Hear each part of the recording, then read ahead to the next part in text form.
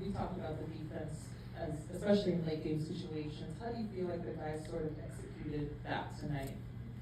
Yeah, I thought, we got some big stops. And I think we're able to secure some defensive rebounds. Even, guys getting on the floor for a loose ball, even if it ends up as a jump ball.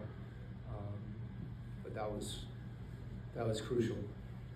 I know they had, what do they have, 21 offensive rebounds. Some of those were just tap backs and things, but they're just bigger than we are down there. And, throughout the game. So I thought we did a good job of gang rebounding. And then, we figured out there was a stretch there in the third quarter of just getting by us. I thought we got better, guarding the ball at the perimeter as well. And Nick has been shooting the ball so confidently as of late. One of those was a late three where he was highly contested. I forget who the defender was, I'm sorry. But what have you seen from O's kind of growing confidence in shooting from the perimeter? Yeah, it was an under out of bounds play. We wanted to pop him out and get him a shot, and he read it quickly. And when you shoot it quickly with confidence, even if it's contested, those are good shots for him.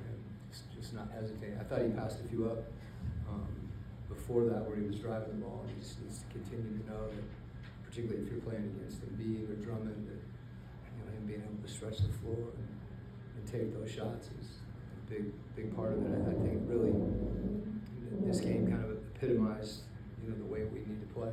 You just saw whether it was Dyson or Jalen made a defensive play, which I like to talk about because you guys always want to talk about his triple doubles. But we need him on both ends of the floor. He came over and had a big block. He got some good rebounds. Everybody did their part. Obviously Dyson continues to get in the paint, and even Nikhil. He didn't shoot well, but he impacted the game in so many ways, and then hit some big free throws late. That's who we are, and that's who we need to be. Coach, just on Dyson, season high 27 tonight, and sometimes throughout the season he gets into the paint and then he kind of aborts the move and passes out of it. Tonight it felt like he made a more assertive decision to go. Yeah, it's funny. We can watch players play, and it's almost like Formula One. Like we can tell them they should have done this or should have done that. And I think the biggest thing is, as you said, he's getting in there. And really, I put it more on the other guys on the team, because if he doesn't have a shot, he should abort. You abort, you live, and otherwise you crash. And he's keeping his feet, and a lot of times it's the other guys, when he does that have to space for him, because he's got his eyes out, which is what we want. But being able to get in there with his speed, which he does, and then also be under control is really hard. And he's been quietly improving on all those reads when he gets in. Went on beach night, obviously the 3 pointers, but the textbook contest on that last shot. Yeah, Beat's been doing that for a while. I mean, he was, when I first got here, you could tell he could play. And he came back in as a two-way. When we called him up, I just remember the Chicago game on the road, and he just guarded. And that was really, before he was making shots like he is now, his ability to compete defensively and pass. And now he's shooting it with so much confidence, but it's apropos that, him making a play, not fouling, getting a good contest. And, that's a lot of things that happened tonight that don't show up here.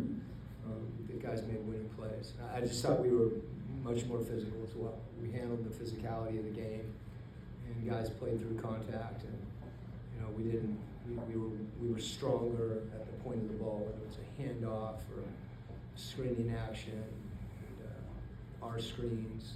That's something we've talked about, being precise, and that allows you to play with force. And I think V, even though he's tall and cut high, his ability to kind of dig in like that, and that's the same thing on the defensive end. Coach, Dyson came into the game as your leading offensive rebounder on the season. Mm-hmm. He had another 5 tonight. How much of that is having a mismatch over the guard, or just playing on paint more, having a green light to go chase it, or just wanting to go get it? Like how is this happening? Well, he I think when we're spacing our bigs, and he's kind of in the read spot, he has an opportunity to go after other people's shots. I think he also is really good at, if he does miss tap-ins and rebounding shots, and, he's long, and I think he's just tough, Some of that you can analyze, and there's other guys down there too, and he's coming up with the ball just because that's the competitor that he is. Any way he can impact winning, he's going to do it. He obviously came into the game with the ankle sprain he was dealing with, and then right there to start things off, a little bit of a concern. What was your kind of concern level there with how things started, and then just to be able to see him play the way that he did to finish this round? Well, he's another guy that's just tough as nails, and I called the timeout. I thought he turned his ankle again, and wanted to make sure he was okay. And he went to the bench, and it was something else. I mean, we got a couple guys that have been banged up for a while. They just play through it, and not only did he come back in the game, but what we asked he and Dyson to do defensively over the entire game, and they're locked in that, and I don't think it even occurred to Nikhil. It probably will hit him tonight, but it didn't during the game. He's just playing through it. Thanks, Coach. Okay.